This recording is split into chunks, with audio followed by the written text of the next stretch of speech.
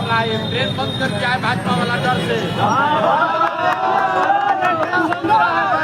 लोग छठ में आएगा तो इस बार आगे हरा देगा। ये डर के मारे सब ट्रेन बंद किया है।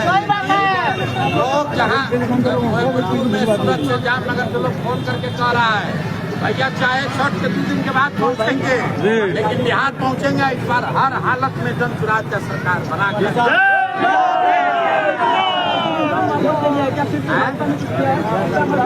अरे भैया ऐसा है ना, भाजपा जितना दम लगा के लड़ रही है 101 सीट पर, इतना भी हमारा प्रत्याशी को खरीदेगा डराएगा तो 240 आगे यहाँ पट्टे बगैर छोड़ेंगे नहीं।